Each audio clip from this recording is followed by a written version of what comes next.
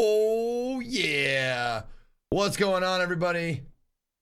Let me get myself on camera here. Hello and welcome back, everybody. It's good to see you. Thank you very much for being here.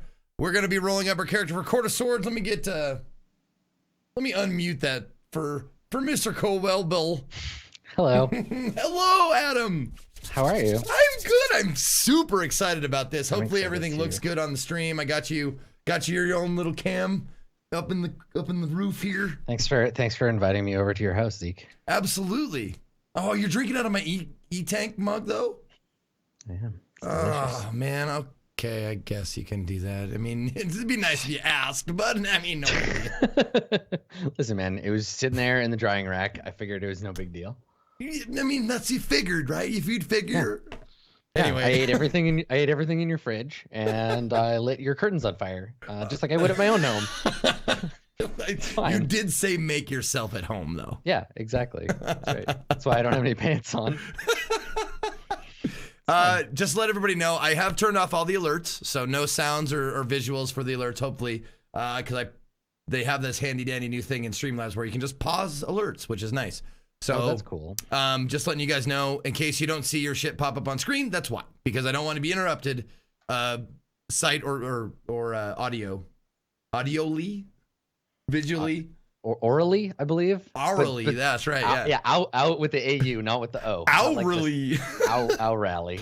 Yeah, just so you know, and I just want to say thank you ahead of time to anybody who subs, re-ups or whatever. Anyway, so Adam, man, yeah, I've been waiting for someone to ask me to do Court of Swords, and I'm super duper excited about this. Tell me about Court of Swords, because I told you before we started that I was dumb and procrastinated, didn't do my research. So. I mean, there's like 50 episodes, and there's several arcs to it. So yeah, there's a lot of content there, and you don't need to absorb all of it to know what kind of character you want to make. So here's the jam. So I'll tell you kind of the general gist of the world of Court of Swords, and then we can talk about what kind of character you want to play, and I'll fill in some gaps that might be existing therein. So the primary kind of inspiration for Court of Swords is like Asia, Southeast Asia, and parts of the Middle East in terms of like inspiration. So not a lot of like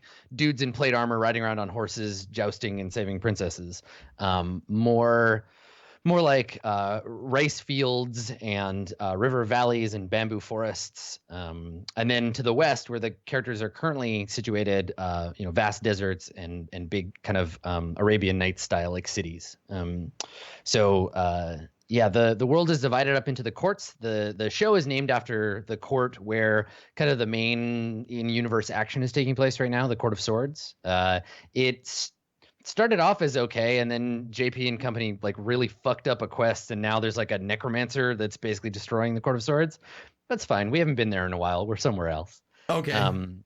So like basically what happened was 10,000 years ago, humanity was just kind of like forming and trying to like stick it out in a primordial world where everybody was against them. And so to band together, they created the courts, and these courts are both physical boundaries that define the world. So like there's a place, the Court of Swords, the Court of Cups, the Court of Wands, and the Court of Coins. And these are physical territories and locations, but they're also part of a structure that allows humanity to gain power. So in the courts, each court is ruled by four rulers. There's a king, a queen, a knight, and a page. And those four rulers are reflected all the way down through like families. So every family has a king, a queen, a knight, and a page. The armies are structured that way. Basically, everything is structured in this set of fours. And in addition to that, to gain access to kind of the magical power of the universe, the humans way back in primordial days, they created this thing called the Arcana. And so in this setting, there aren't gods in the sense of like Odin and Thor and Anubis and like intelligent creatures. there's this kind of story that humans tell about a life where you are born a fool and you go through this narrative process in your life to become enlightened, and then ultimately you become one with the universe. It's this sort of Buddhist by way of the tarot thing where you move through these things, and so each stage of the path of enlightenment can be worshipped as a god, and it gives you access to clerical powers. So Dan's character started off as a cleric of the sun, which is a stage of enlightenment, part of the arc, but is now a cleric of the tower, which is another part, a much darker part of the path of enlightenment. So there aren't really any gods, and honestly, like if we take a step back from the fiction and look at these silly humans, the arcana are kind of fake. Like they're not real. They're a thing that humans created to understand a divine power source they couldn't figure out before. So it's a limited facet of a larger thing called the fountain. So in this setting, there is the area of the courts, which is where humans and like the prime material plane, basically. And then above it is the bureaucracy of heaven. And basically all of these powerful spirits serve the fountain and run reality. They make sure that the weather, there's gods of weather, there's gods of individual cities, there's gods of all the things that make up creation. And then there are gods of like concepts. Like there's a god of reincarnation whose job is to take people who die, polish off their soul, see how much karma they have left, and then put them back into a new reborn them into a body that is appropriate for where they are in enlightenment. So if you lived as a human and you lived a good life, when you die, your soul gets polished off and you get to go back as a slightly better thing, right? Maybe you get to be a rich human now, or maybe you get to be a priest or somebody important. Okay. But if you fucked up, maybe you come back as a kobold or a snake or a snail, right? You get shoved back down the line. So in opposition to this whole great wheel of reincarnation, in opposition to that are a group of entities called the Mara. And the Mara are demons by any account. Everyone is scared of them to the point where in most places you do not say their name. You don't even say the word Mara out loud to affect their attention.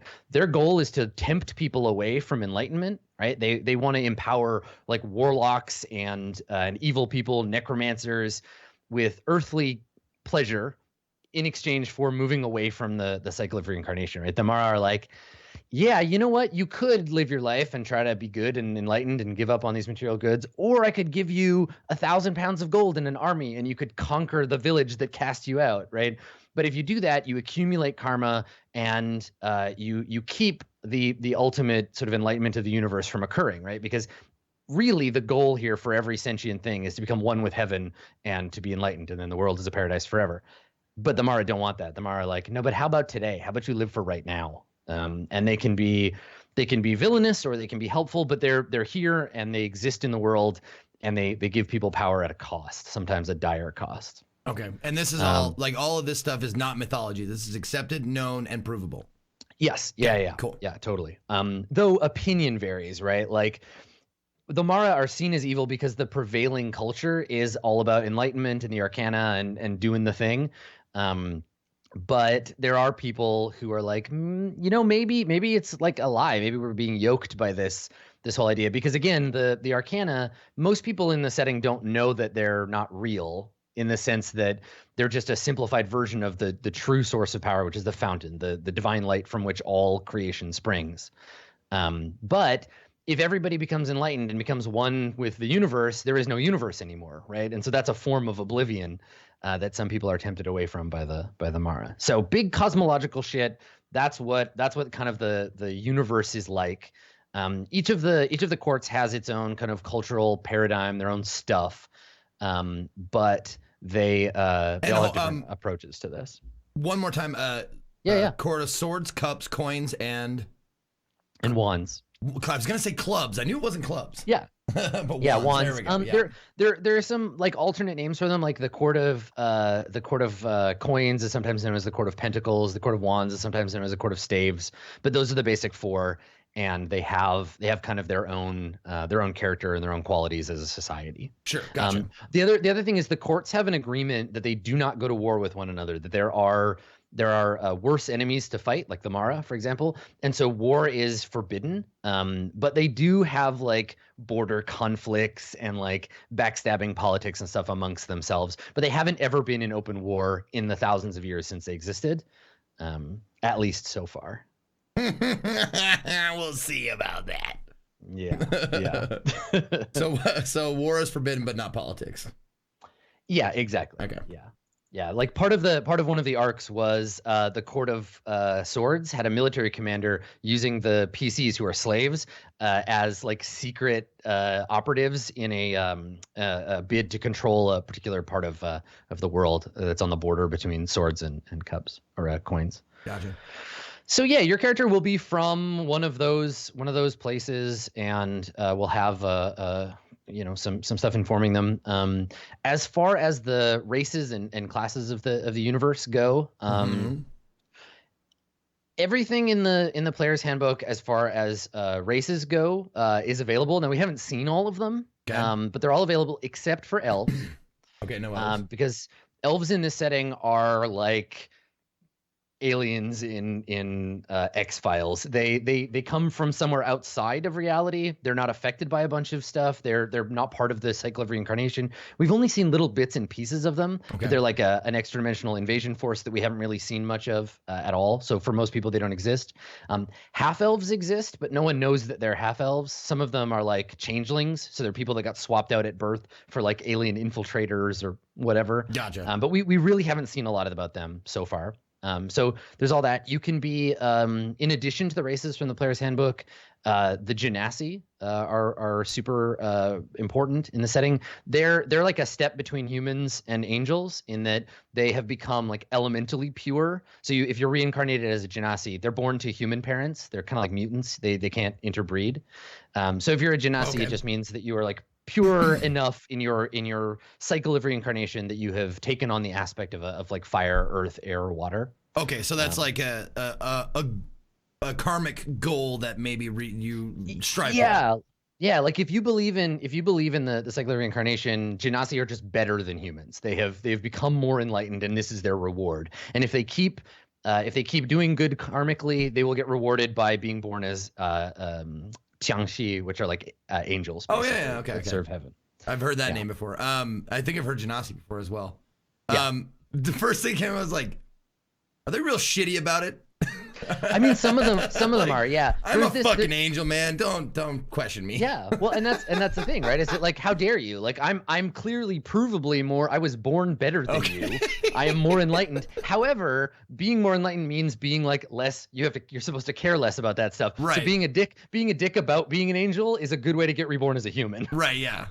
Okay, Right. That makes sense. Gotcha. Yeah. So you can be genasi. There's a couple of other races from the Volo's Guide that are in the setting. So the Azamar or the Tianxi. Man, I haven't heard Volo's Guide or Volo, however you run. Right? I haven't heard that shit in forever. Okay, hold on one second. Yeah. Hi, everybody. So, how are we doing?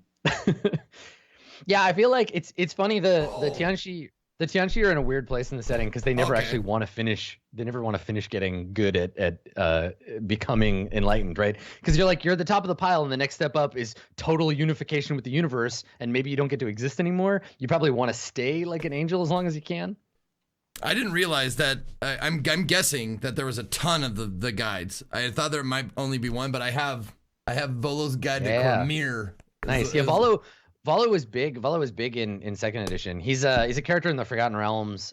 He's actually an NPC in their new adventure in Tomb of Annihilation. You can run into him. Oh, really? Okay. Yeah.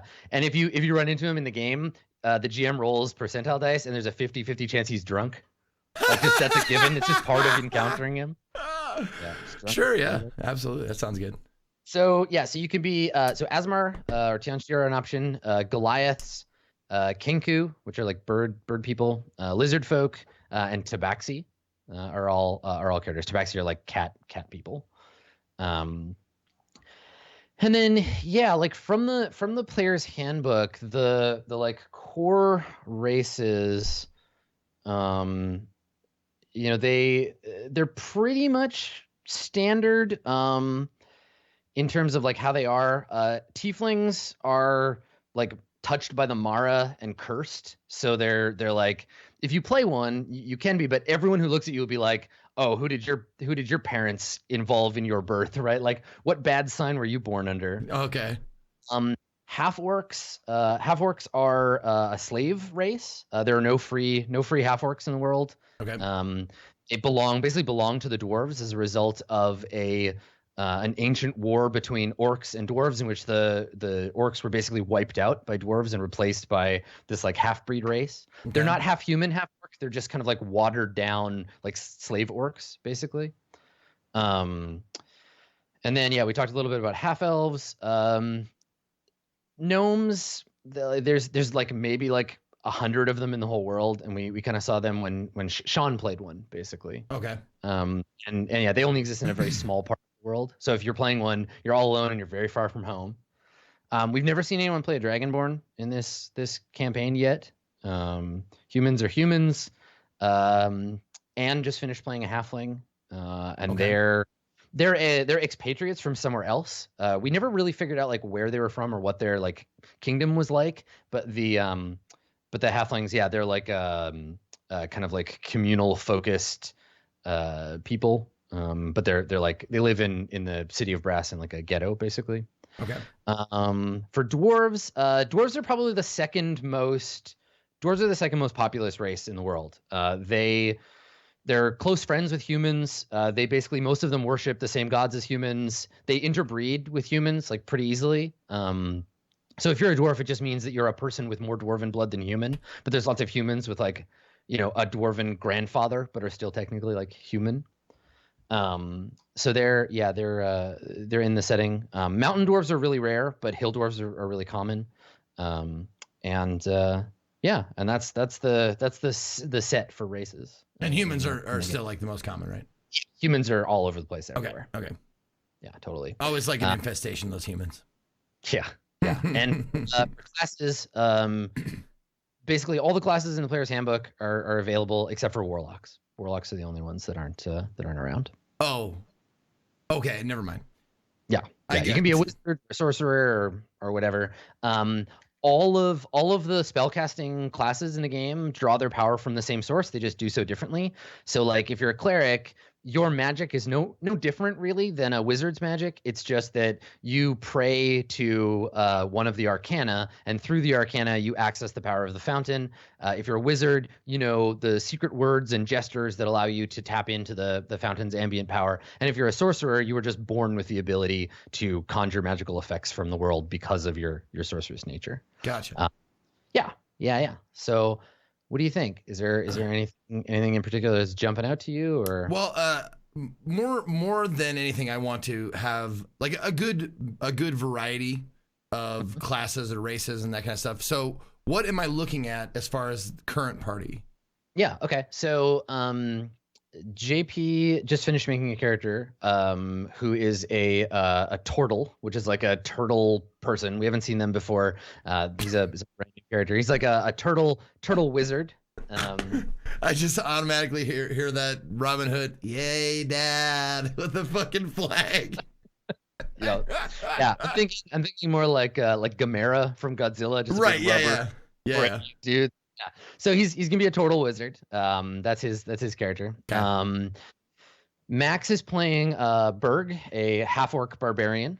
And Berg has seen some shit. Berg's had a rough life. And then Dan is playing his asshole friend Ramus, and Ramus is a cleric of the Tower. The Tower is the part of the Arcana where everything goes wrong. This is the like bottom, like scraping the bottom of the pile. Like you have to experience total loss before you can become enlightened. And he worships total loss. Also, he doesn't have a soul anymore because he died and his soul was taken away to be reincarnated. But like the jar his soul was in fell under a shelf somewhere, and somebody raised his body from the dead. So not only is he an asshole, but he's a soulless asshole. So yeah. What race is he? He's a human. Human. Okay. Yeah, he's human cleric. Douchebag, I believe, is the race he's playing. It's a sub race of human. I'm human. Well, half douchebag human, but half douche. Yeah. You can tell by the ears. Yeah, exactly. It's like damp. Yeah, so that's what you're looking at now: a barbarian, a cleric, and a wizard. Okay. Total half orc and human. Got it. Yep. All right. So there's some room there to be like a variety type character, right? Like you could play a rogue or a bard, or you get some room to play around for sure. Okay. I'm trying to think of like, because I want to play something that matches the group, but also something that I might not have like played on a previous roleplay show before. And I know totally. I've played a ranger, I've played a cleric, and I'm just like wondering what I should be. And I'm leaning towards like super sneaky rogue. Mm-hmm. And since you said no one's played a Dragonborn yet, I mean, yeah. maybe we be a Dragonborn rogue.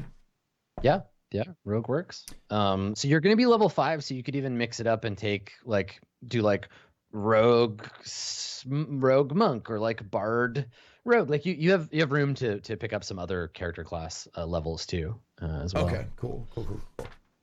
Yeah. Let's see, and just so I'm looking at the thing, is there anything like, are Dragonborn like, are they rare? Are they shunned? Are they? Yeah, I mean, we've never really seen them in the setting before. I've never used them. So you and I can kind of work out what you imagine them to be like. But we're thinking, like, when we think of dragons in this setting, it's more the like Indonesian, like China, like that kind of dragon, sure. And less the like St. George and the Dragon, like Smaug kind of dragon. Right. Sure. So your character is likely, rather than looking like half D&D dragon, half human, this would be like a human shaped person, but with like, like long like whiskers, or like a pearl in your throat. Like you can look up the way you want your character to look and act. You can look up kind of dragons in Asian mythology over. Right. They have like the beards, like the little scruffy beards that come off, and the things that whiskers that come off, and that kind of stuff. Like the ones that like dance around at the like New Year's. Yeah, totally. Okay. And in this setting, I imagine actual dragons to be fairly rare in this setting, and not like they don't hang out sitting around on big piles of gold waiting for adventurers to come around to kill them. They are like basically gods of the earth, and so the Dragonborn, we could either make it so that they're their own people, in which case they would probably be fairly like reclusive.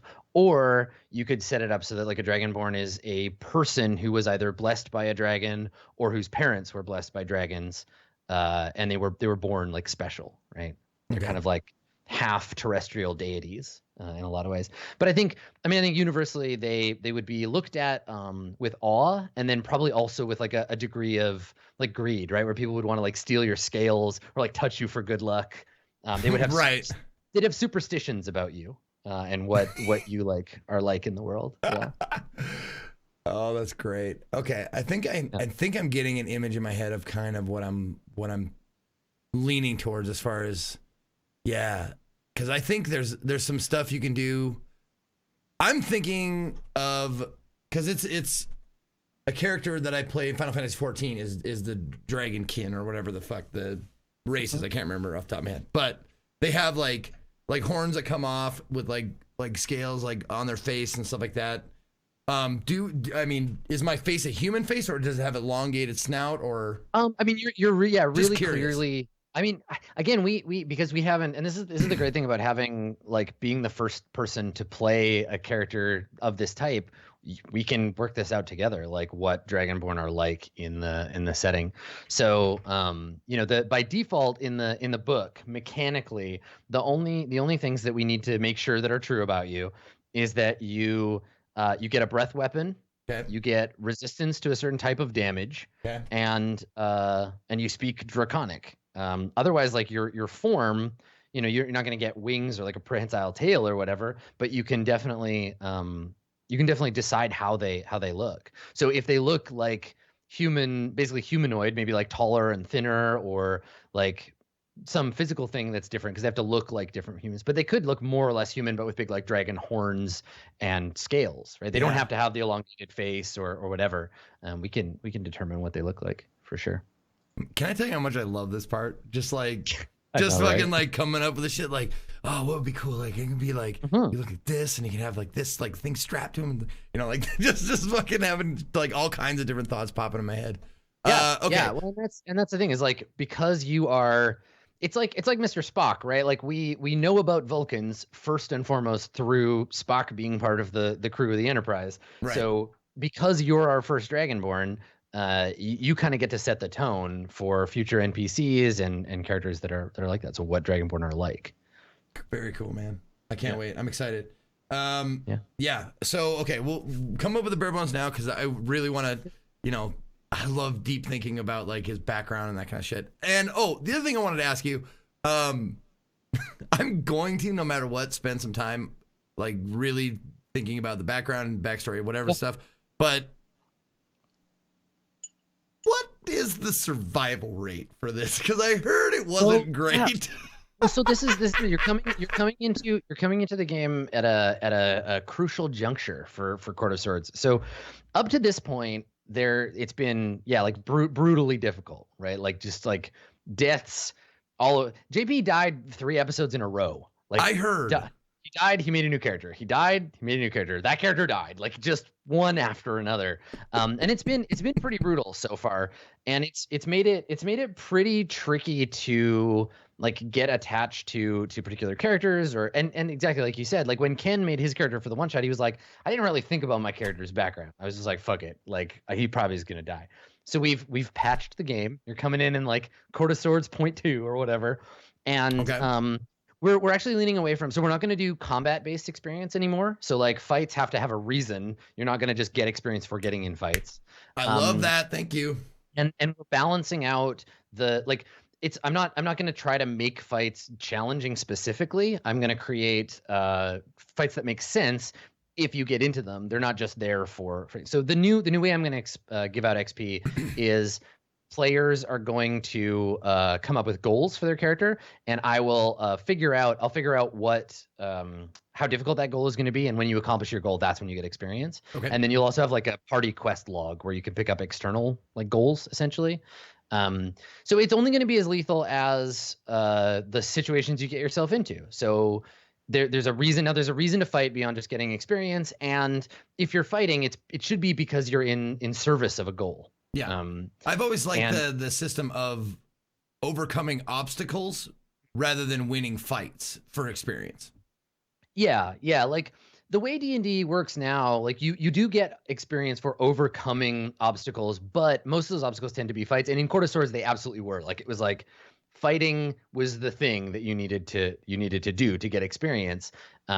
But so we're kind of like leaning into the way we did it for Swansong. And also for me, I want the players to be able to come up with what they're going to do. So part of making your character will be like, what do I want to learn about in this world? What do I want? What does my character want to do? And then you can pursue that. And when you do, and everybody will get like basically 3 goal slots, and you can make up goals and have all 3. We're working on all at the different times. So yeah, so I want to make it, and so that way it's not that the game is going to be inherently less lethal. Like if you get yourself into a fight, you can't win, you're going to get killed. I'm not pulling my punches on that, but it won't so much just be like, here's a bunch of really brutal combats. It's like if you get into a fight, you better be prepared because it might surprise you. But I'm not intentionally trying to challenge the players just for fighting. So finding a balance between those two. Okay. So yeah, don't worry about getting invested in your character, but play your character cautiously. The world is a dangerous place. But that's true of like all D&D, right? Absolutely. So, if it's good D&D. Yeah. So I want to create this feeling that like the world is dangerous, but that you can get invested in it. Absolutely. Yeah. I can't wait.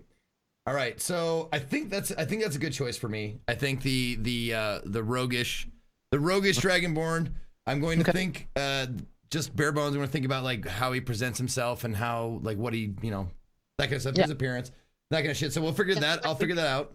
do too is you can write it like an episode of Star Trek where if you're working on your background, instead of being like specific proper noun, you can just like you can be like, Adam, I need the name of like a big city, or like what's the name of a powerful wizard or whatever, and I'll help you fill in the blanks with the setting stuff. Right, sure. You can be like archetypal things like that. Totally. Okay, so you're gonna be a Dragonborn, and you're just gonna go 5 levels of rogue. Let's see. I think I might do like a little combo of both, but is there any like specific cool thing that the rogue gets a 5th level? Oh shit, the 5th level is when the sneak attack goes from 2d6 to 3d6. Yeah. And also the uncanny dodge. That's the thing. Taking another level of something else does mean you get less. You're going to be less good at being a rogue. But yeah, we can do your stats first, and then you can figure out if you qualify for other stuff. Because you don't have to pick now. You just need to pick rogue 1. Okay. He said the line. He said the thing. Well, I was thinking of something that would take advantage of not only my, like that would be a rogue, but also take advantage of my, could you do the racial strength and charisma bonus, right? Yeah. Okay. You'll get your bonus from, if you're a Dragonborn, I think it's like, strength and charisma, right? Yeah. So 2 in strength, 1 in charisma. Strength, 2 charisma. Yep. Because I was thinking like do that and do like 4 levels of rogue and 1 level of like monk or fighter. Yeah, or monk and fighter are both pretty common for dipping out of as a rogue for sure. Get that unarmored defense, martial arts, the whole thing. Yeah, that's true too.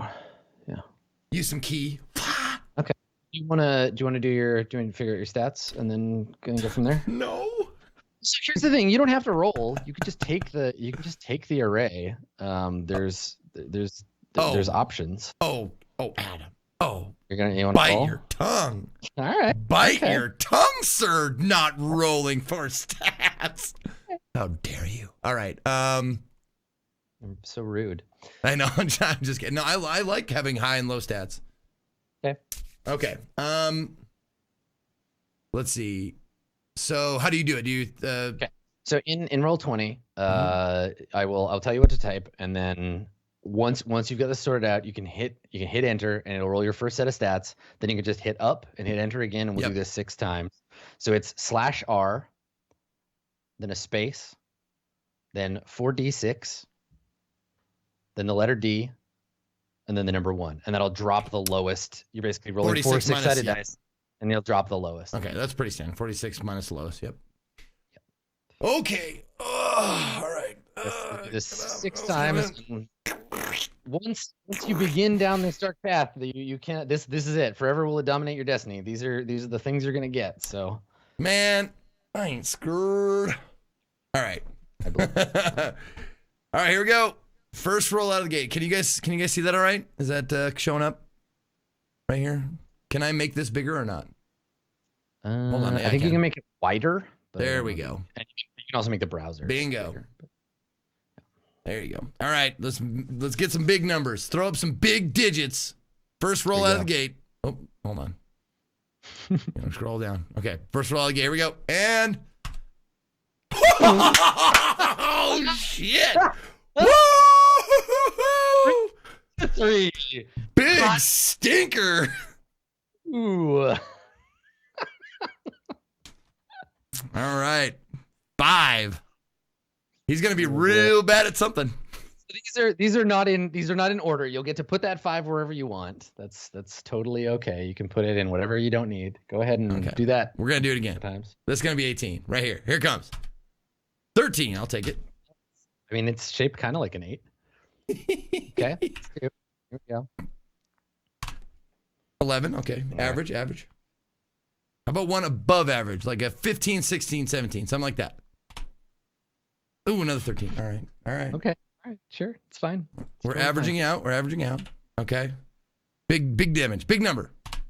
17. There we go. All right. I love this already. Whatever happens now, I'm fine with. I just wanted one score high and one score low. round out the character. Okay. Ooh! Hey, there you go. All right, so your two best ones are going to be real good, and then you're just going to like middle out and then drop off at the bottom. So, yeah. So there you go.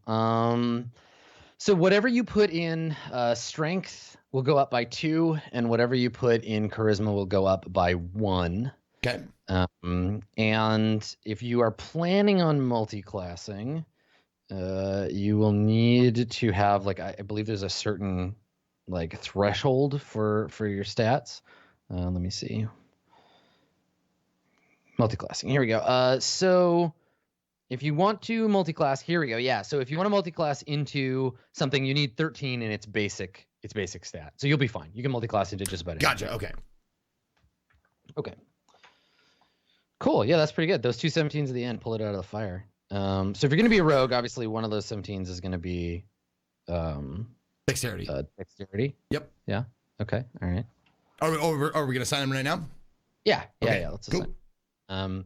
So in Roll20, I've assigned you a character sheet. Oh, you did give me one. Okay, cool. Your character's name is TBD. I put your race and your class in there, and then I just put in that 17 in Dex, but you can do the rest from here. So you've got a 17, 2 13s, and 11 and a 5. Oh, let me. What would you like to do with them? There we go. Okay, 17 index, and then we got. Let's see here. Let me ask you this: is anybody in the group? Because I remember there's a douchebag, and then there's a hard luck orc. Yep. Is there? Would you say anybody in the group is real silver tongued or good with the good with chatting people up? I mean, Ramus's charisma is 8. Berg's charisma is 6, and JP's new character, the turtle, Donatello's charisma is 11. So like average at best. Ramus is an unlovable asshole. I fucking hate him. Okay. Dan plays him great. He's fun to have around, but Jesus Christ, he's a piece of shit. Berg is just like kind of mean and gruff and like not. He's just like kind of like a shut in. Like he doesn't do well with other people. He's got a tragic backstory. His girlfriend died. And so no. I mean, the answer is no. Nobody is really. There's no. Yeah. Basically. Okay.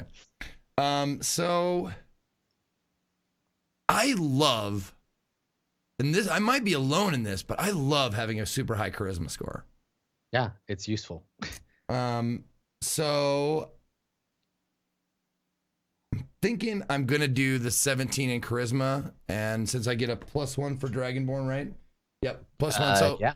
So I'll take that. I'll take it 18 in charisma. Okay, cool. Yeah. So the bottom number, there you go. So you got +4 to all your charisma stuff. That's awesome. Yeah. So, for you, it's going to be all about making those persuasion checks and intimidation, right? Yep. And that makes sense, right? Like people are going to look at you like this strange exotic creature. Now you can leverage it. Yep. I love it. Let's do. And that way too, if you ever want to dip into Bard or Sorcerer, you have that option there too. Yeah, or Arcane Trickster as an option for Rogue, right? Because it's one of the Rogue subclasses or whatever. But we'll talk about that when we get there. Okay, cool. So you've got 2 13s, an 11, and a 5. Okay. Let's take care of that low one. Let's take care of that low one right now and figure out where we're going to put that.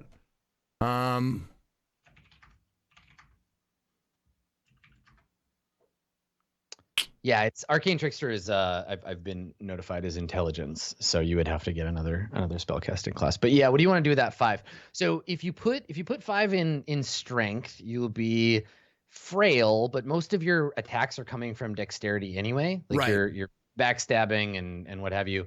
You just will not be able to like carry or lift things very well. I have that. It'll be a 7 because you get that +2. It'll go to a 7, which is like still pretty shit, but not like 5 is pushing it. If you go with 5 Constitution, your character may not be physically weak, but you have a weak Constitution, right? You're susceptible to disease. Right. Your body is frail in that way. If you have a 5 in intelligence, your character is just not book smart. Like you don't know facts. You are sort of separated from logic in a lot of ways. Mm-hmm. And then if you go with 5 in wisdom, your character is naive, right? Naive, innocent, oblivious, that kind of thing. And then so I think that the most obvious one that jumps out is strength, because mechanically it'll impact you the least. Yeah. But it's up to you what you want to do with the. I think I will do that. I think I'll go in strength. Okay. And do a 5, and then, or do I put 7? No, you so you put in 7. So I'll bump that up for you. So it's 77. 77. That's there we go. Very high. Yeah. Okay. And then just spread out your average stuff. Is your character wise and intelligent? Is your character got a good constitution and intelligent? Basically, just put an 11 somewhere, and then the other 2 are 13. Okay, we'll do 11 in constitution, and 13 in intelligence and wisdom. Sounds good. Yeah. So that'll give you a good starting balance around what your character, like you have, aside from athletics, all of your skills are at least +1, which is great. Cool. Okay. All right. So you got you got that squared away. And is my breath weapon? Is that ranged? I can't remember. How do you? Yeah. So it's like it's an AOE kinda. It depends on what it is. So if you take acid, lightning, or fire, it's a line. It's a 30-foot line. You can take fire as a cone. You can take poison as a cone, or you can take cold as a cone as well. Okay. Now the dragons, we're not gonna go by like color, because that's not really how the dragons work in this. But you'll choose an element. So if you were a dragon of earth, a dragon of fire, a dragon of water, or a dragon of air, and then you can pick. So like an air dragon might have a lightning breath weapon or a cold breath weapon. A dragon of water would have cold or acid. You tell me what kind of dragon you want, and then we'll pick what sort of breath weapon you want. Okay. Now, I've always wondered. I can picture acid. I can picture fire. I can picture cold. Yeah. I could never picture a breath weapon of lightning.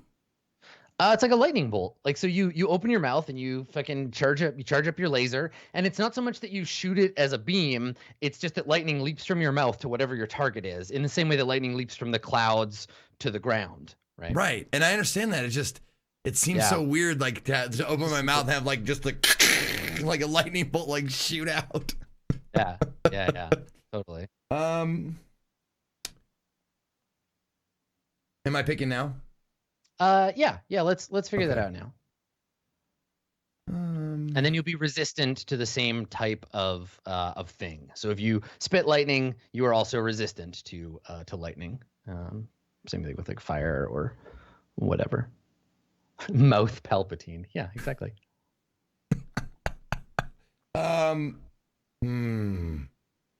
Because that really represents like what kind of character I want to play. Like, right. So the other thing you might want to think about too here is in this game, alignment works kind of the same way.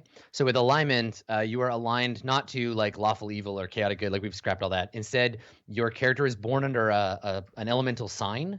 So you're aligned with fire, air, water, earth. Or if you're born under there's like basically like the spare day of the year that doesn't fit into the calendar. Babies born on that day are considered like born under the sign of the void, and they're like bad luck. Oh, okay.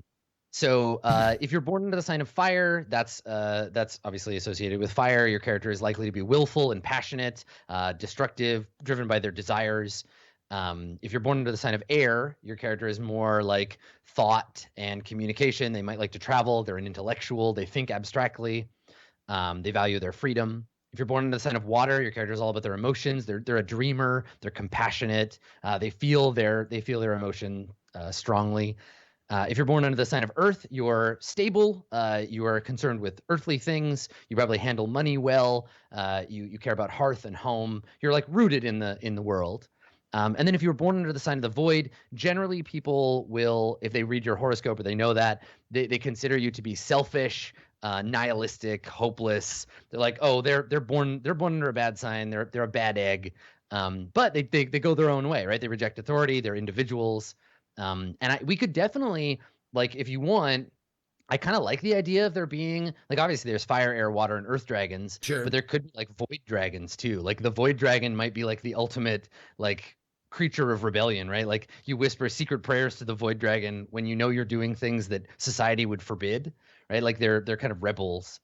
In which case we could add in another breath weapon that's like necrotic or force or something, on top of all of this stuff. So yeah, I don't know. And also you don't have to be like, if you pick to be a fire dragon, your alignment could be air or water or void anyway. Like they're different things. They don't have to be the same, but they could if you want. Okay.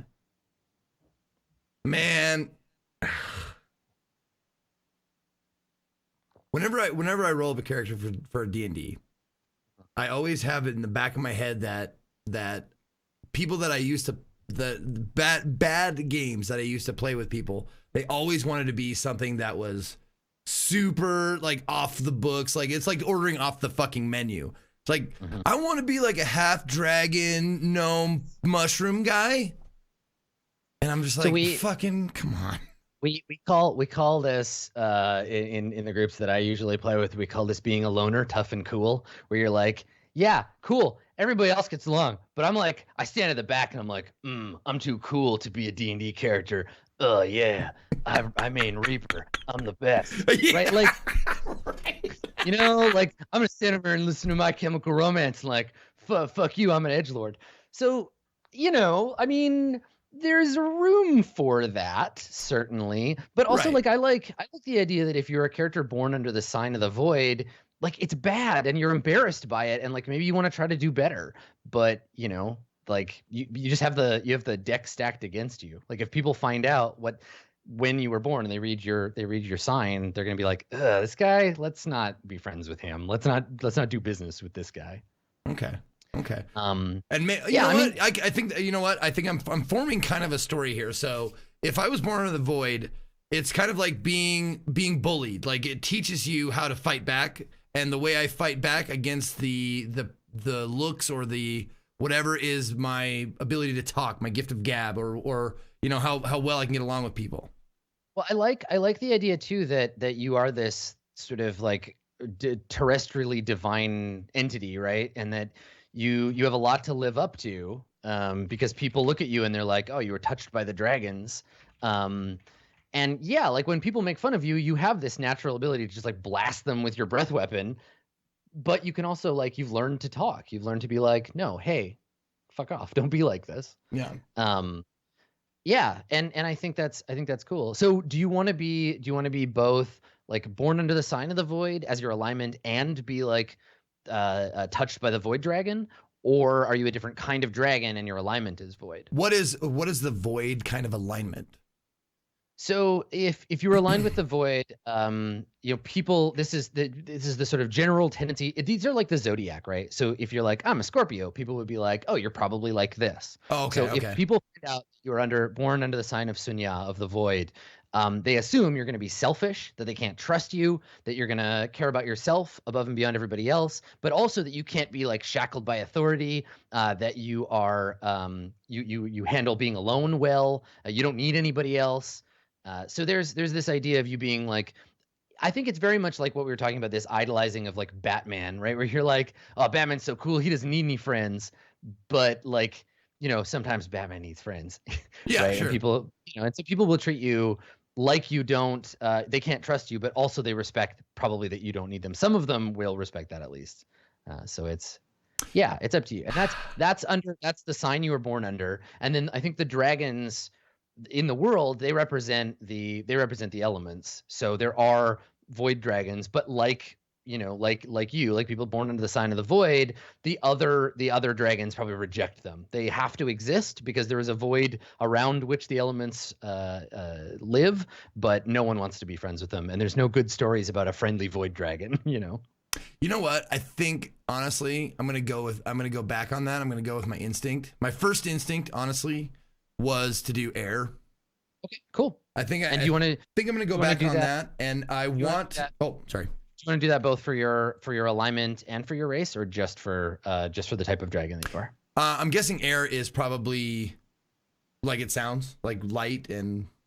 Yeah. Like I say, with air is associated with the direction of the east. The court of swords is the court of air, and they are focused on thought, mental power, communication, travel, intellect, abstract thinking, teaching, freedom, laughter, beginnings. They tend to be Perfect. kind of. Their colors are blue. Their color is blue, and they are drawn to like pastels. They tend to be pretty like smart people to be around. Not always in touch with their emotions. Not always like driven to act, but certainly, definitely like thoughtful. Cool. Yeah, I love it. And since we were talking about changing or like kind of morphing breath weapons, instead of lightning, could I do thunder? Yes, absolutely. Okay. Totally. Because I would love to open up my mouth and just have this like this big booming, like hurdy noise. Okay. Yeah, that's great. I love it. So Okay, cool. you have resistance to thunder, and your breath weapon is a cone of thunder. Sweet. Cool. All right, so I'll add those to your character sheet. And resistance to thunder. Yeah, thunder, because thunder damage is a thing, right? So, sure. When you get attacked by those things, it's the same. So I think thunder makes sense to be a cone effect and probably a Constitution save. So I will put that in there. All right, cool. Sounds it's a 15-foot cone, and it's con save, and it deals 2d6 damage. And people have to make a saving throw with a DC equal to 8 plus your proficiency bonus and your Constitution modifier. But we can handle that when that happens. Okay. Cool. So that's your breath weapon, and cool. That's your Dragonborn stuff. Great. All right. So we've handled your race stuff. Let's move on to your levels. So you're gonna take your first level as a rogue, and that gives you a bunch of stuff. Let me find rogue in here. Rogue. So as a first level rogue, you have 8 plus your Constitution modifier in hit points. So we'll start you off at 8 hit points. Okay. And we'll raise those as you gain levels. You are proficient in let's see, light armor. So I'll add that in here for you. So you got proficiency with light armor as a rogue. Those are all as I add them, they'll appear in the bottom left. Yep. For your sheet. For weapons, you are proficient with simple weapons, hand crossbows, long swords, rapiers, and short swords. Sweet. Those are all the weapons you can use. There we go. You have a tool proficiency in thieves' tools. So these are like lockpicks and what have you. Okay, that's based on dexterity. There you go.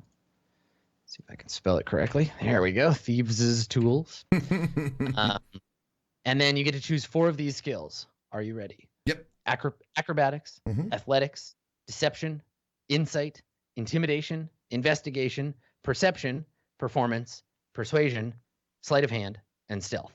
4 of those bad boys. Yep. I will post them in our chat. Oh, I have my. You get the list there. Okay, perfect. I'm following along, brother. What 4 would you like? Definitely persuasion. So let me tick that box. Let's see. Perception is wisdom. No. I want to play to my strengths. Yeah. Let's see. Oh, stealth for sure. Now remember too, you'll get expertise in some of these skills, which will add another +3 to the skill as well. So. Okay. Oh yeah, expertise with the rogue, one of the rogue features, right? Yeah. Okay, so stealth and persuasion. I want. Chad has it right. You get to pick 3 and then stealth. Yeah, right. Yeah. 4, but like, let's be real. Okay, let's see here.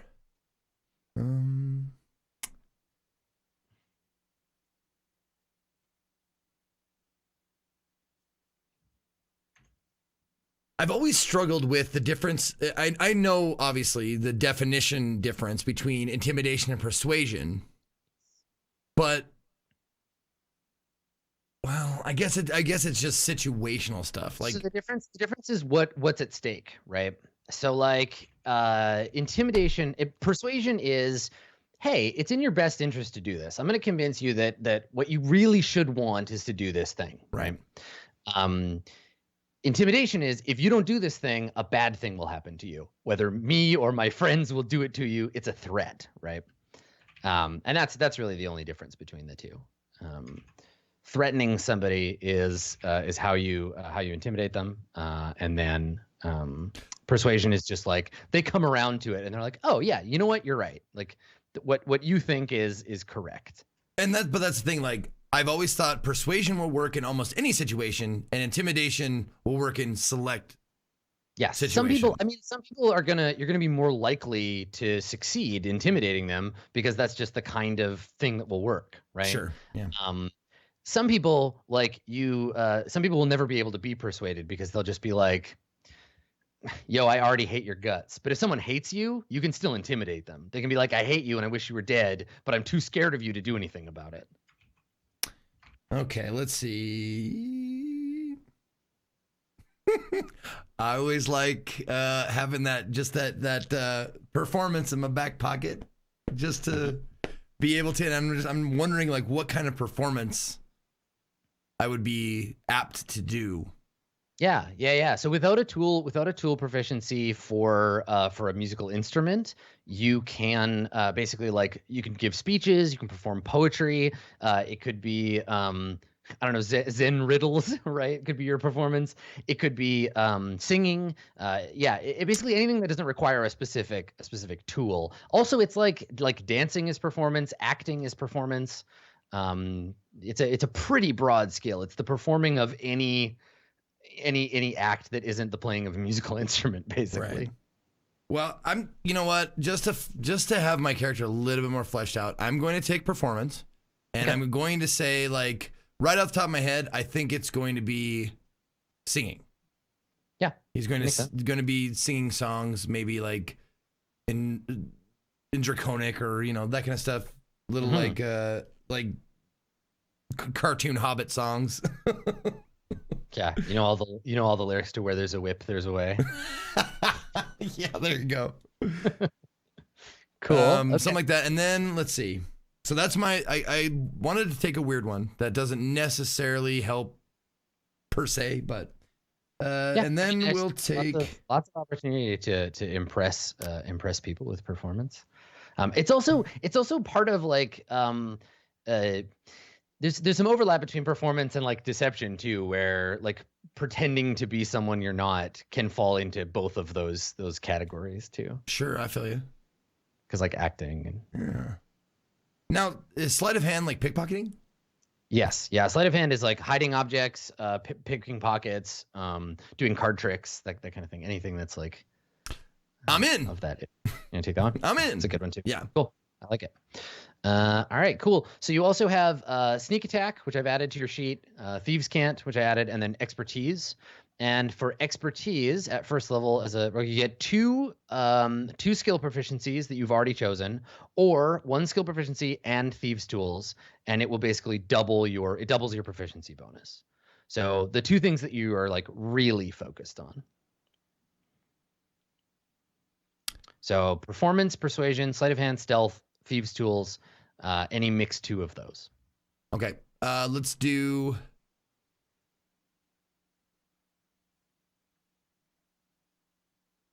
stealth and persuasion. Okay, cool. Let me turn on expertise for those then. Okay, so stealth is now expertise and persuasion is also expertise. There we go. Cool. So you have a +8 to persuasion and a +7 to stealth. Killer. That +8 to persuasion is great. Like, do what I want. No, I don't think so. Come on. Okay. Yeah. All right. I'll sing a song for you. So that's level 1. Come on, I'm a dragon. I guess so. I'll be your friend. I'll let you rub my tail. Exactly. Here, have a scale. It doesn't do anything. It's like a toenail clipping. Don't tell him. So that's you for level 1 for a rogue. Let's do your character's background, and then we'll come back and we'll level you up the rest of the way. Okay. So now we're gonna figure out, before your character was a world wandering rogue, what did you get up to? So backgrounds begin on page. They begin on page 127 in the player's handbook. Got it. So 127. So you can have been all kinds of stuff before your life now. Sure. Do you have any ideas, kind of like what you were up to before you became an adventurer?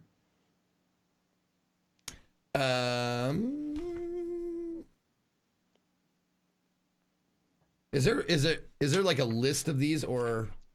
Unfortunately, no. They don't just say, list them all. You have to flip through the whole fucking chapter. That's fucking dumb. There should be like a table of goddamn backgrounds. It would be the first thing in the chapter, right? Like, here's the list. No, but for folks following along at home who don't have their player's handbook, while Zeke takes a look at these, Zeke's options are acolyte, charlatan, criminal, spy, entertainer, folk hero, gladiator, guild artisan, guild merchant, hermit, noble, outlander, knight, sage, sailor, pirate, soldier, urchin, and that's it. As I just let me read the phone book to you. Here, Adams, Aaron. Yeah. So that's the jam. So each of these will give you some additional skills, some equipment, and then a feature, a special thing that you can do. Okay. Yeah. Let's see. Something to go with air. Yeah, like say, like if you're looking at like someone who knows lots of things about the world and has spent some time being educated, sage is a good choice. So that one certainly, yeah, scholarly pursuits. Entertainer, also an option, though maybe a little on the nose for this character. I'm actually like the one that really leapt out at me was charlatan. Yeah. Right. So a charlatan for you have a way with people. You know what makes them tick. You can tease out their heart's desire after a few minutes of conversation with a few leading questions. Read them like a children's book. It's a useful talent and one you are willing to use for your advantage. So this can be like you have a tendency to be a con man. You are good at you gained access to disguise and forgery. Yeah, your character becomes better at scheming, basically. Yeah. And then you have false identity, which is interesting because you're a Dragonborn. So you're like a Dragonborn pretending to be a different Dragonborn, right? Like you're hiding who you actually are under your false identity. Yeah. Do you want to go with that? Do you want to go with charlatan? Yes, I do. Yeah, I do. I do. Okay. All right, cool. So charlatan will give you a new ability called false identity, and that is a background ability. Charlatan. Okay, and this ability allows you to you've created a second identity that includes documentation, established acquaintances, and disguises that allow you to assume that persona. Additionally, you can forge documents, including official papers and personal letters, as long as you've seen an example of that type of document or the handwriting you're trying to copy. So that's pretty useful. You also gain proficiency, and you're gonna have to go back and change your proficiencies because you get access to a skill you already have proficiency in. Okay. So you can pick a new one off the rogue list because you get access to deception and sleight of hand. So check deception there. Oh, good. That's great. There you go. So you get that one, and then also sleight of hand. You already have sleight of hand, so pick a different rogue one. Okay. I will pick.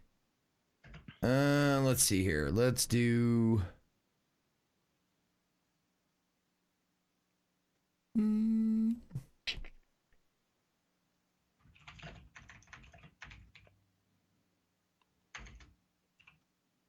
Let's do perception. Okay. Cool. All right. You also get proficiency in the disguise kit.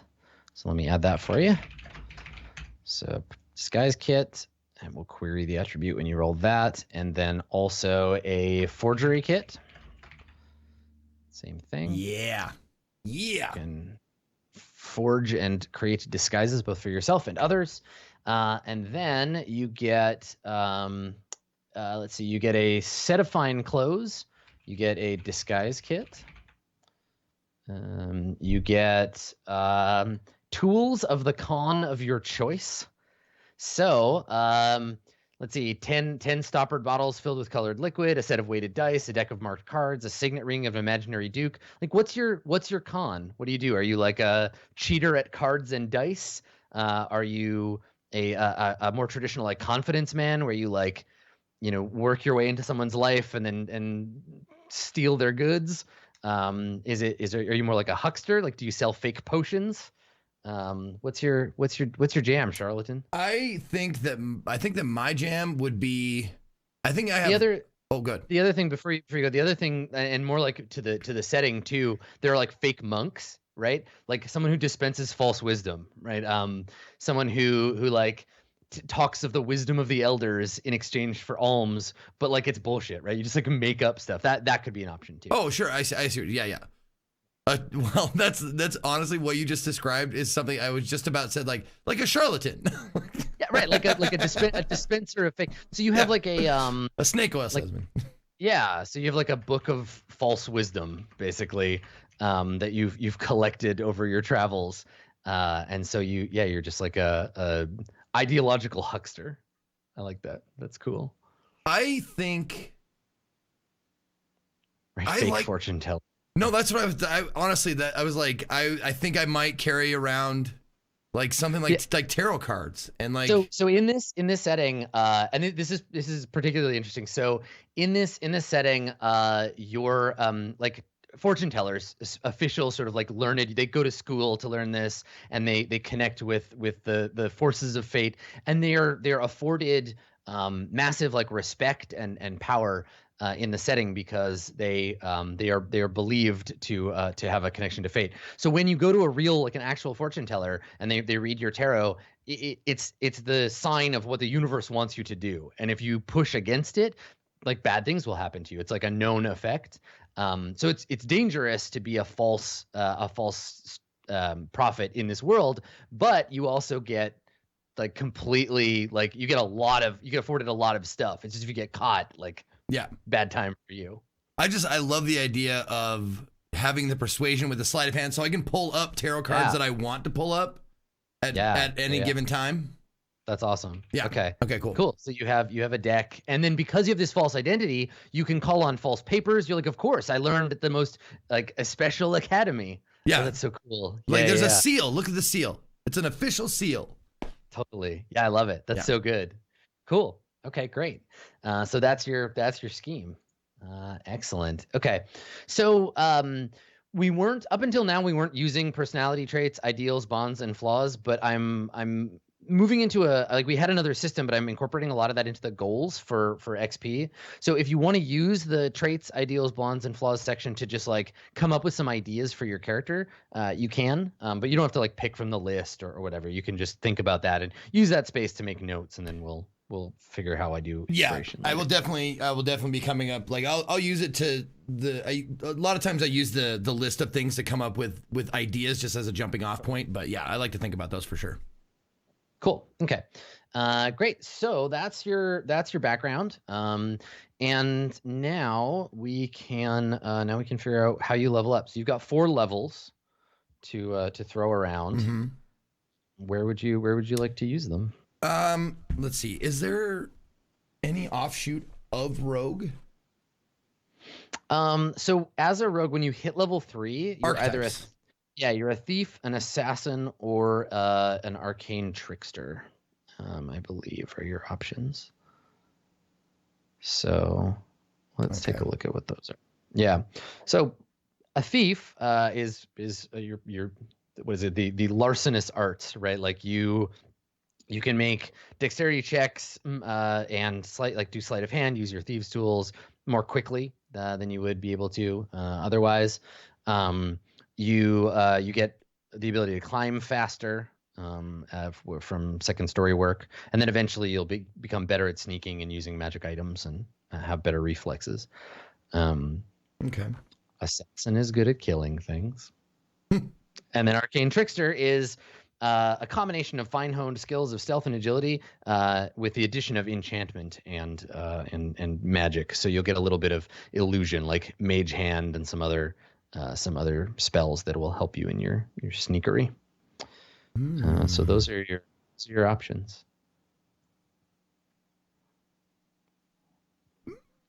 The Arcane Trickster, it doesn't require any particular.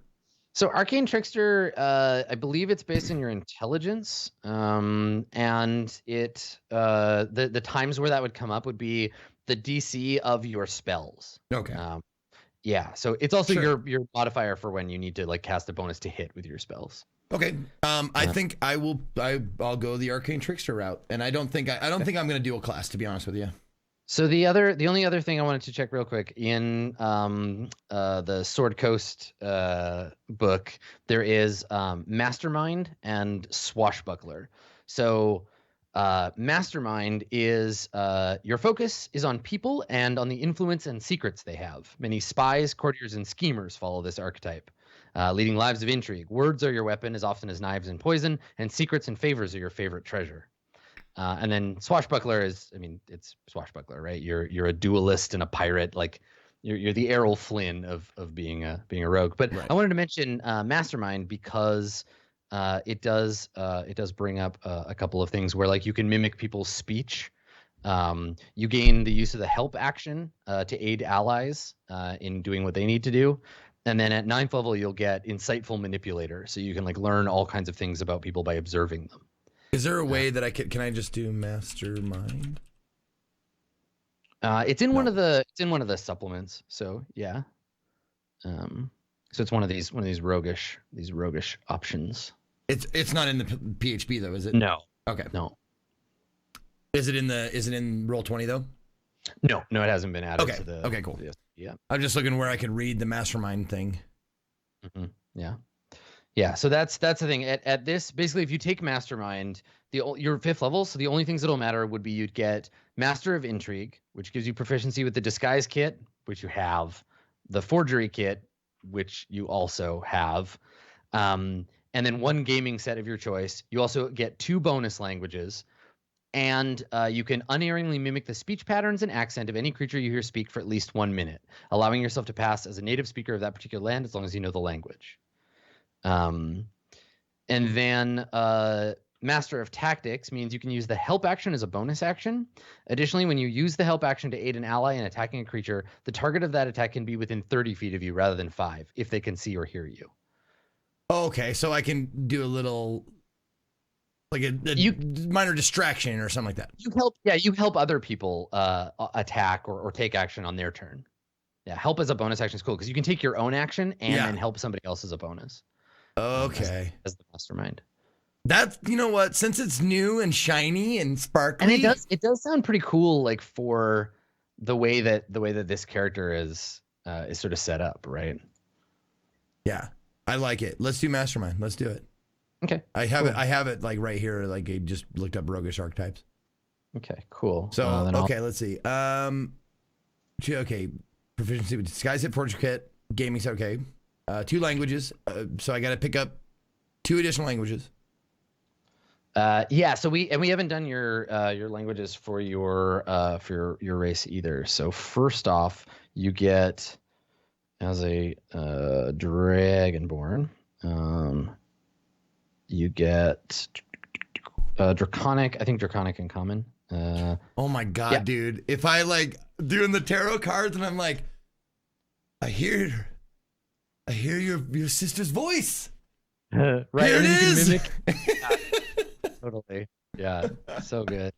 It goes nicely. There's some overlap with your background, but also like it's pretty cool to have that additional bonus. So okay, so you got Draconic, you get Common, What other 2 languages do you want? Let's see here. So the most common ones, aside from common, are Dwarven is a really common language. Okay. There's if you're particularly like Primordial is another one. Like the Genasi can speak that. It's the language of elementals and of the gods of the earth. Primordial. Any of the you could like speak Orcish. You could speak I don't know, kind of whatever. You got lots of options. Okay, let's do dwarf. Speak Dwarven. Okay. Do dwarvish, right, yep. and then let's do I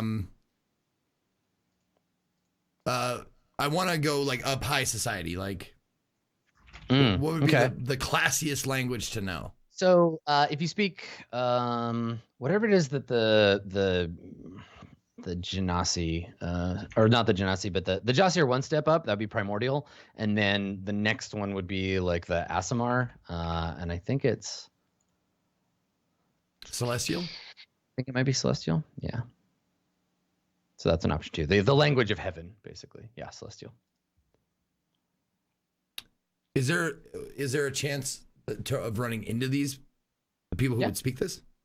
Okay. Yeah, servants of heaven exist on Earth. Okay. Well, I didn't know like how likely it would be that I would be able to use this, and would it be useful for me to learn it? Yes, it'll. Yeah, I mean, I'm sure you'll find a use for it. Okay, cool. Even if it's just like showing off, right? Right. Like it's the fact that like learning Klingon. Yeah, it's significant. Yeah. Okay, so Dwarvish, Celestial. There we go. Cool, okay, man. so you get Master of Intrigue, and then you get Master of Tactics, which I'll add for you here as class abilities. Mastermind, Rogue 3. Okay. Cool, Master of Tactics. So you can do that, and then also you're going to get the other stuff that you would get from being level, like as you level up. So you're gonna do all 5 levels in Rogue. Yep. I'll do all 5. Okay. So that means at level 2 you get Cunning Action, which is like basically the sort of the most important Rogue ability early on, which lets you use your bonus action to do dash, disengage, or hide. How you can like move around and hide when you need to, in addition to taking your normal actions. So that's cool. Rogue 2. Here we go. So there's Cunning Action. And then you'll also get at level 4 either an ability score improvement or a feat. So do you want to take? Do you want to take a feat at level 4? Ooh, man, I haven't heard that word in a while. They're pretty good. Otherwise, you could boost your 17s to 18s, or your 17 to an 18 and your 18 to a 19, or your 17 up to 19, right? Because you get a stat boost. When is the bonus? The next, is it on odds for? Yeah, it's uneven. So like the 17 to 18 would go up, but the 18 to 19 wouldn't. Gotcha. Okay. But feats are also super, super handy, right? They're like limited in use, or more limited in use, but they're basically like better. You could also bump up your you could bump your con up by 1. Yeah, I get a +1 on my Constitution and also my breath weapon. Yeah, let's take a look at some of these feats. There's an actor feat, which gives you +1 to your charisma and advantage on deception and performance checks when trying to pretend you're someone else. Oh, but you already have the ability to mimic. Yeah, this covers. You already have this through Mastermind. Okay. You could take Alert. Alert is a good one. Alert gives you a +5 to your initiative, and you can't be surprised as long as you're conscious. Lucky is like one that's just generally really good. You get points that you can use to roll an additional d20 and pick one or the other. I've used Luck. I've had Lucky before. I fucking love that one. Like he's a pretty good, like generically useful one. Yeah. What else might be good here?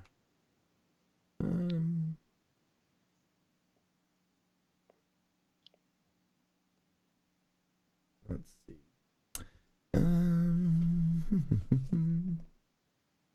Yeah, Skilled gives you 3 more skill proficiencies.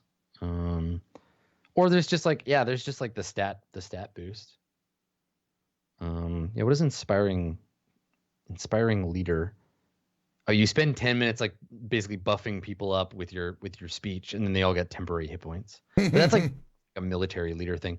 I imagine your attempt to inspire them would be like kind of fake, right? Like, yeah, like in you. I guess lies can be inspiring too. Lies are really inspiring a lot of times. Yeah, everything's gonna be fine. Don't worry. You're gonna be all right. No, I've seen people lose their legs and still like they get reattached. Cool, you'll be all right. Super easy. Oh. Let's see. 10 minutes. That's a fucking long time. Yeah, this is the like they may take our lives, but they'll never take our freedom. Yeah. I don't think that speech was even 10 minutes. Thank God.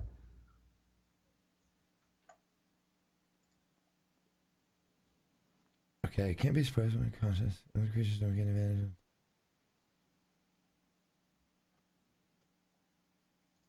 of. Ooh.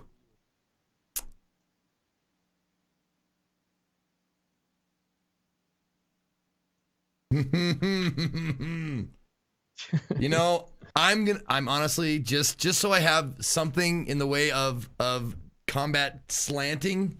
It's a little bonus. I'm gonna take alert, so I get a +5 bonus to initiative. I can't be surprised while I'm conscious, and other creatures don't gain advantage on attack rolls against you as a result of being hidden from you. So anybody who's in the dark does not get an advantage on me. Nice. Yeah, that's a good way to protect you from other roguish types. Yeah. All right, so I'll add that to your sheet and I'll modify your initiative for you. So your initiative goes from +3 to +8. Which is kind of why I did that. Pretty good. Yeah, you'll pretty much always go first. Hopefully.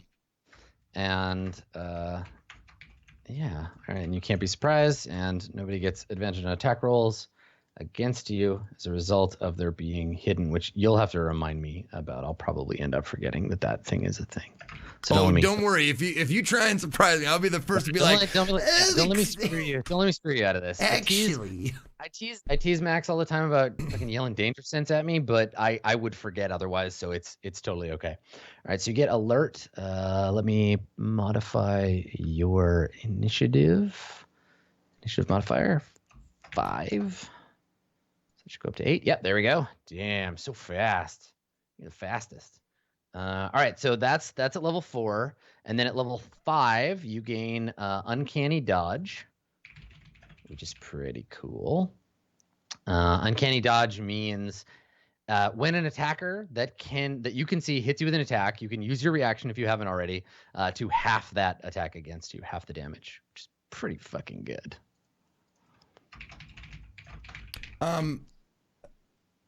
Okay, so when you said the ability score improvement, I can do. It was an either or thing. It was do 2 points in abilities or a feat, and that's it. Got it.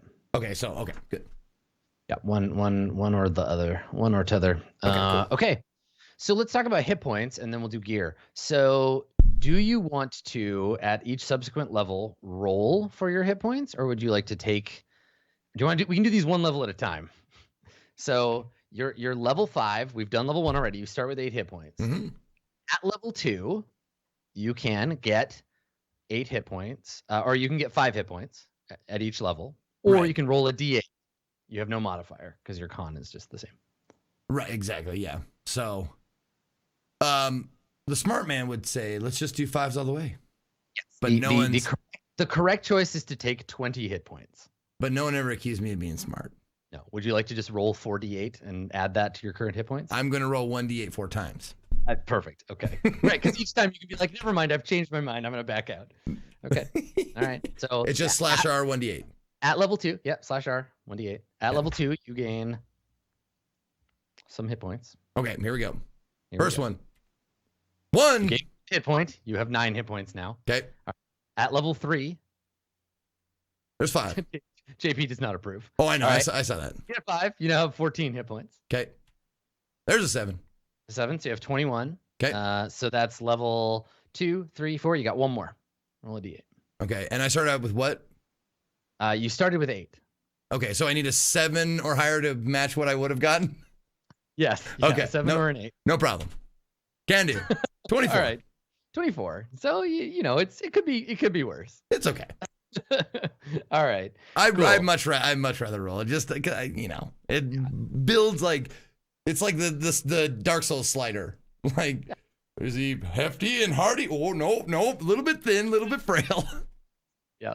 So you're good. Okay. So that's your biz there. Now for a starting equipment,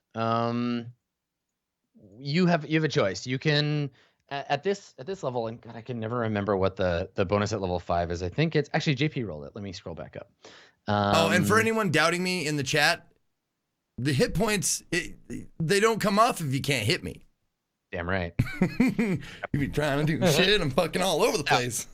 Exactly. You don't lose HP if you never get hit. That's right. So, okay. So you have two choices around this. So you're gonna get a D10 times 25 gold. So let's do that no matter what. So roll a D10. Okay. And we'll multiply this by 25. And at 5th level, that's how much gold. Ah, you get. shit. Right. You start with 50. You get 50 gold plus Okay. the 15 that you got from your background. So you start with 65 gold. Okay. Now you can either choose starting equipment from the rogue list, so you can get a rapier or a short sword, a short bow and arrows or another short sword, a burglar's pack, dungeoneer's pack, or explorer's pack, leather armor, 2 daggers, and thieves tools. So you can get that whole like rogue starter kit. Right. Or you can roll another 4d4, multiply it by 10, and then buy all your stuff. Yeah. Also, you get you get some more gold. So no matter what, you're going to be able to buy all the mundane equipment you want. But let me find in the DMG the multiplier. I think it might be times 100 or an additional amount. Let's see. Starting.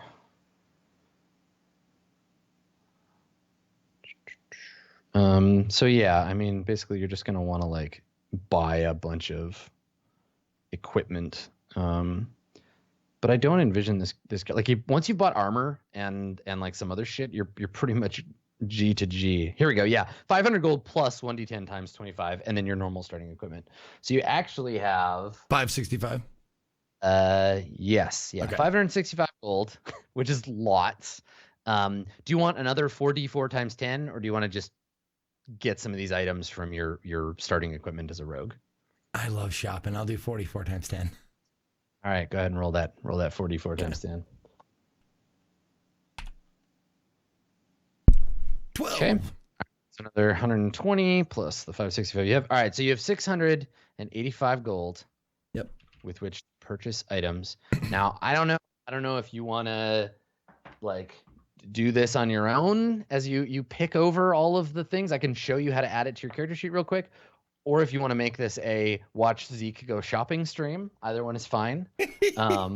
Whichever you prefer. No, I will not put anyone through that. I know it might be fun for some, but I really love going like, I'm going to pick this. And then I cross out like fucking everything. And I'm like, no, this will go better with my dexterity. Oh, fuck it. I'm going to start over again. Let me teach you how to use Roll20 to go shopping. So in Roll20, on the right-hand side, there's a little gray circle with an eye on it. You see that? Top right corner. Yep. Mm-hmm. Click that thing. In the search box, you should be able to type the name of whatever piece of equipment you're looking for. So let's do it. What's one thing you want to buy? A finesse weapon that's a sword, like a rapier or something. Rapier? Okay. So type in rapier into that box. You should see rapier and then rapier +1, +2, +3, and vicious rapier. Okay. Mm-hmm. So if you click on and drag the first item, rapier, over to your character's equipment box, which is like bottom middle on your character sheet. See where it says like fine clothes? Now the rapier has been added to your sheet, and you have a new attack mode for rapier, where if you click on it, it'll just prompt an attack. So this is how all the equipment works in the game, and it'll add up all the weight for you and all of that. So you can basically just mark off how much a rapier costs, and then drag and drop and fill up, and it'll automatically handle weapons. It'll make weapon attacks for you. It'll handle armor. So if you do like that kind of thing, and then just tick off however much it costs from your list. Awesome. So you can shop to your heart's content. And how do you remove it? Do you just drag it away? So if you want to get rid of it, see how there's a little lock on the sheet? Yep. If you Unlock click and trash. Got it. Yeah, and then trash. And it'll pull, if you do it in inventory, it'll trash your attack mode too. Swell. Yeah. So just make sure you took off the gold. In terms of buying equipment, you can buy any piece of equipment in the player's handbook. And because the game is going to begin in the City of Brass, so the City of Brass is the capital city of the Court of Wands. The Court of Wands is the most technologically and magically advanced place in the whole world. You're basically in the capital of the world.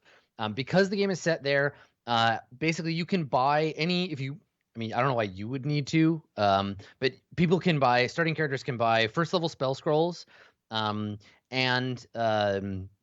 you can buy like common potions. Sure. Up to a limit. So let me know if you make a shopping list of like, if you want to buy magic items, potions, make a shopping list and send it to me and I'll just okay it for you. But if you want to buy some healing potions and you want to buy like, some other miscellaneous common potion shit, that's all in the Dungeon Master's Guide, or there's a website that lists all the commonality of items, which I will link to you. But aren't like every like magical item common potions? So I was gonna say like potion of healing and potion of climbing.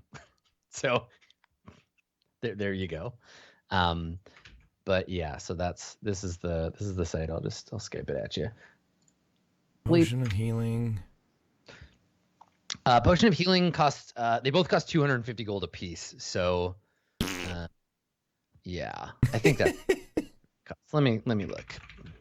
I'll put the rapier back when I fucking feel like it. All right. I'm not sold on the rapier yet. Maybe I want to shop. That's what I'm talking about. Shopping. Yeah. So potions are expensive. Oh, they're 50 gold. That's right. Yeah. They're 50 gold for a potion of healing. So you could buy a couple if you wanted to. I was gonna say like potion of healing was less than. I was thinking of the next tier. I think of potions. Okay. So there's tiers of them. But right now you can buy any common. You can buy potions of climbing or potion of healing if you want to. They're available in the like market. And in the future you'll be able to buy more magic items. In the game too. Once you kind of like invest in that, I've got some ideas around like building up the city and like contributing to it. But for right now, the city's fate is sort of hanging a bit in the balance because there's at least one of the powers of heaven that wants to burn the city to the ground. So we'll see. Yeah, and I think the reason too I thought that it was higher is that the more money you spend in the environment, the more there's like inflation in the game. But in the City of Brass, it's very hard to create inflation because it's huge and the economy's pretty sound, so don't worry too much about that. Okay. Yeah, so you can buy pretty much whatever you need to get yourself going. Obviously, like a missile weapon, melee weapon, get yourself whatever good armor you can wear, and load up on that stuff.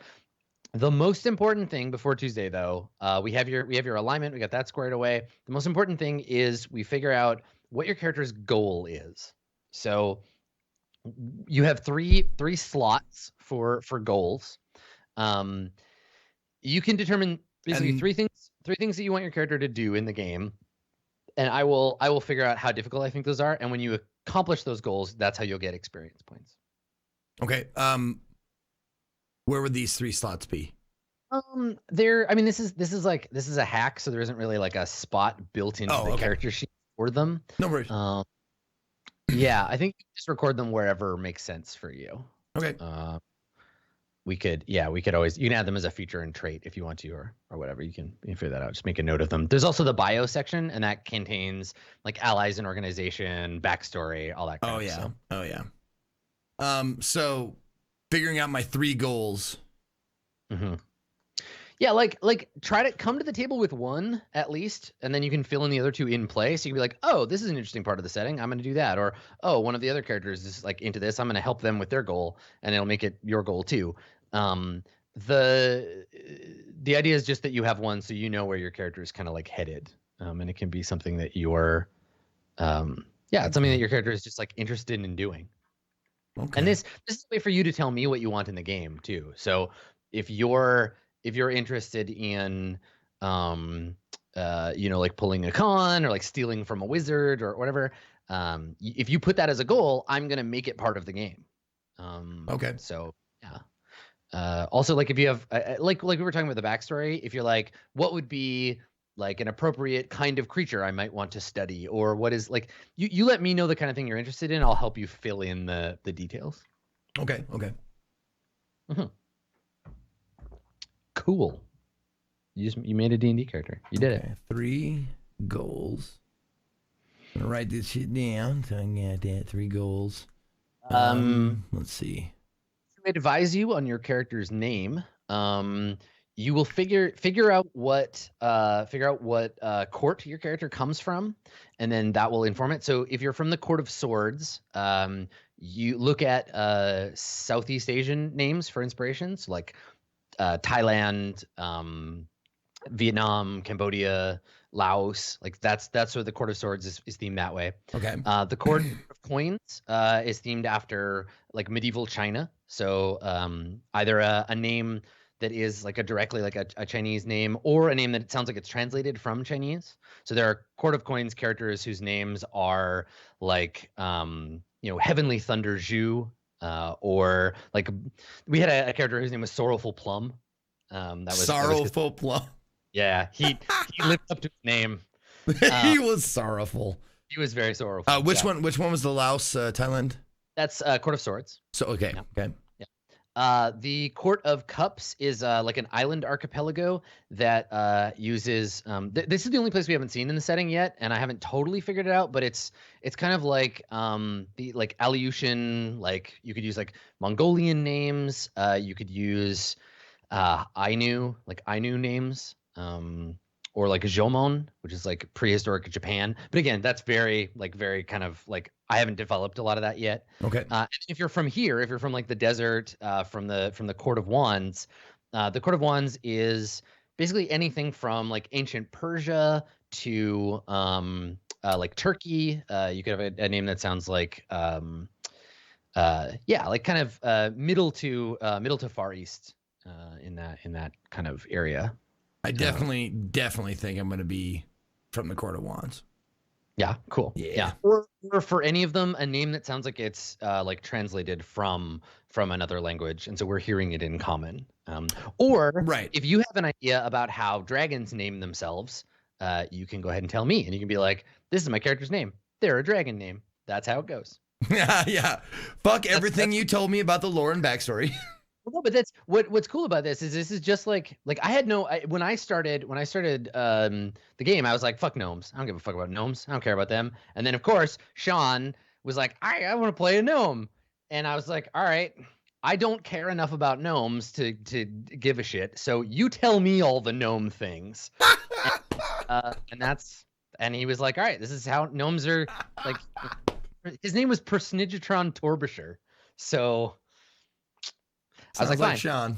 All gnomes are patterned after him. So you get to own Dragonborn in this setting, really, in a lot of ways. You get to tell me, I think this would be cool for Dragonborn. And then for the rest of the campaign, any Dragonborn we run into will be informed by your decisions. So if you have an idea about a cool way for dragons to name themselves, that's you. You do it. Okay. You got that authority. Sounds good. I'm gonna think about that. Oh, I love this. I love having so much to think about. Yep. Yeah. And yes, I still use pen and paper. Hell yeah. I got my look right here. Oh yeah. For some reason I've written James Franco in huge letters on it. I don't know why. James Franco. Yeah. Some sort of D&D. Some sort of yes. If you have any questions about any of that crap, feel free to ping me and just be like, yo, how does this work? Okay. Is there anything else as far as bare bones character creation, or is it up to backstory and all that shit now? Yep. You got all your mechanical stuff sorted out. You're ready to roll.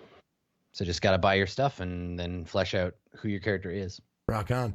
Well, I'm going to be hooking up with JP at some point because he had a thing that he wanted to discuss with me, and I'll see if I'm willing to do it. Yeah, I think what I understand from what he's told me about his character character is a like a scholar of cosmology, right? He's a wizard who studies like the planes. He's particularly interested in the whole like the farang, this like weird extra dimensional like thing that's happening. And as a result, his character is like a bit of a UFO nut.